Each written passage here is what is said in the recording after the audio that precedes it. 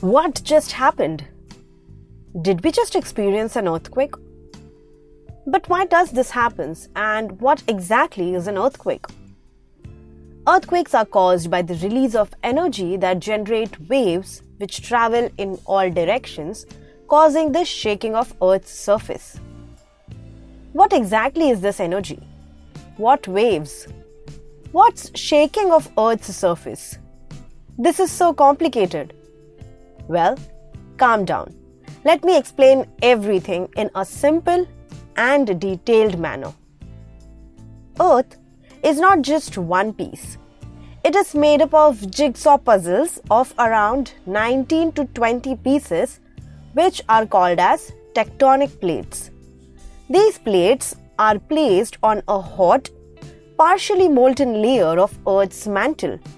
This is the reason why these pieces are continuously moving. They are moving as you are watching this video. These plates move around 1 to 10 cm each year. But don't worry, not all these movements can be felt by us. Sometimes these movements are extremely strong and can be felt like a lot of vibrations under your feet.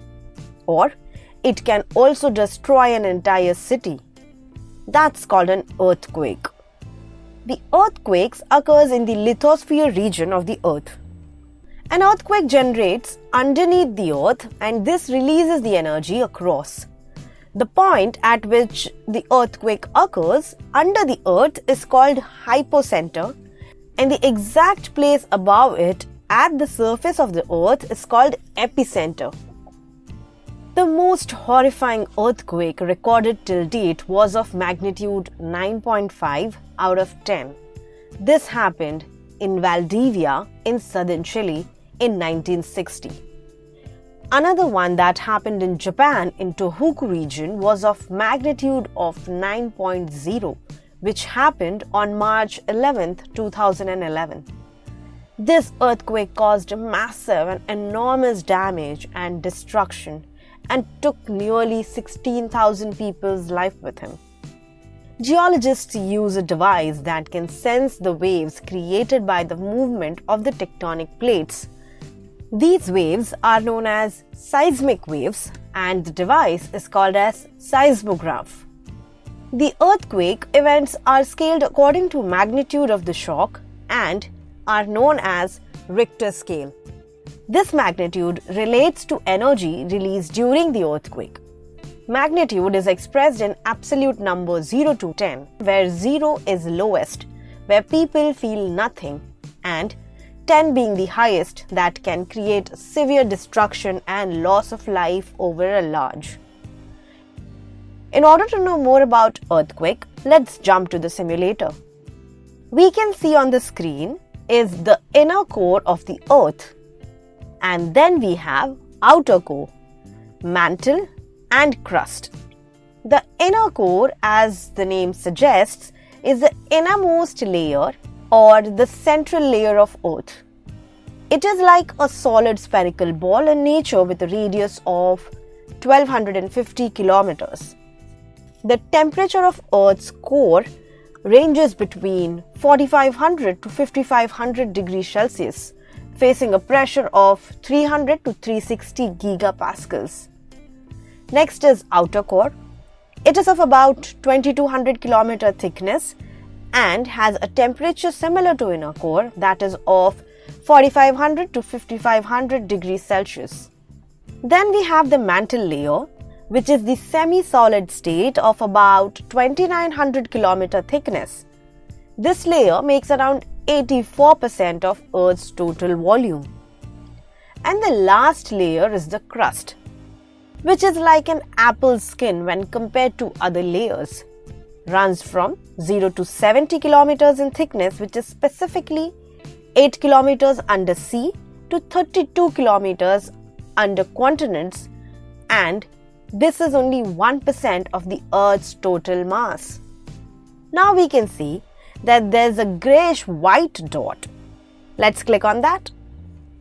We can see a small town when we see this in the street view, and then When we click on Layers view, we can see Earth's layer. The greyish in color is called as crust, and the one in reddish color is called as mantle. On the left-hand corner side, we can see we have a small box that says earthquake magnitude on Richter scale with 3 buttons that shows the magnitude of the earthquake. If the intensity is between 0 to 2, it can be barely sensed. When the intensity is more than 2 and less than 4, we can feel minor vibrations and sense it a little. From 4 to 4.9, it is considered as small or a light earthquake. Range from 5 to 5.9 are considered moderate earthquakes, and from the range 6 to 6.9 are considered as strong earthquakes. In some time, we will see how much damage these magnitudes can do. And anything above 7 is considered as major earthquakes which can destroy cities and continents. These readings are recorded on a seismograph. Now, let's hit the 4 to 4.9 magnitude to see how this earthquake happens. We can see the earthquake starts from a point called a hypocenter inside the earth.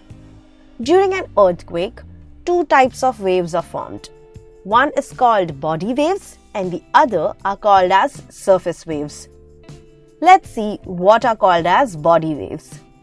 Body waves are the waves that move through the interior of the earth and through the body of the earth, and hence the name.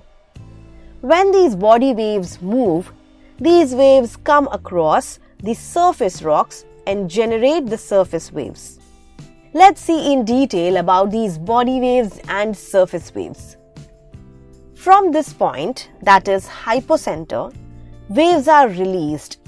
These waves are called primary waves or P waves. Now, what are these P waves? P waves are seismic waves that shakes the ground back and forth in the same direction and the opposite direction, as the direction of the wave is moving, which is similar to the movement of the sound waves. This is how a P wave looks like. These P waves are the first to be recorded on a seismograph. Now, after a fraction of a second, when these P waves hit the rocks closer to the surface, gives rise to a new set of waves, the S waves, or called as secondary waves. These waves are towards the earth crust, and these are tremors and vibrations that we feel. S waves are the wave motion in a solid medium where the medium moves perpendicular to the direction of the wave. After the P wave, these S waves are recorded on a seismograph. Now these S waves hits the surface and starts the earthquake. The point at which the earthquake originates on the surface is called an epicenter. After the P and S waves comes the surface waves, which are the most destructive waves as they cause the movement or the displacement of the rocks, which leads to falling of structures and causing harm to life. Let's once again see the formation of P and S waves. We can see that an earthquake of this magnitude, that is between 4 to 4.9, causes the damage to nearby small houses, but the buildings are okay. Let's see what happens when the magnitude is between 5 to 5.9. Let's reset and then hit the button.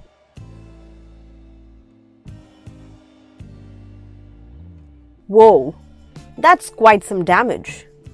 The small houses are shattered and the buildings also have cracks. We can also see that the road is also cracked now. One more thing to notice is that the higher the magnitude, the closer the hypocenter is to the epicenter. Notice this when we move to 6 to 6.9 magnitude. The damage is enormous. Buildings are almost broken, roads are cracked, and small houses are collapsed. earthquakes can really be extremely damaging natural calamity. If this is the case when magnitude is limited to 7, imagine how 9 and 9.5 might even look. Since these are quite commonly occurring magnitudes, we have studied them in this simulation. It is extremely difficult to predict an earthquake based on a seismograph, which is also known as seismometer. But even our smartphones can now detect these seismic waves, and scientists can use this data to predict earthquake and warn people.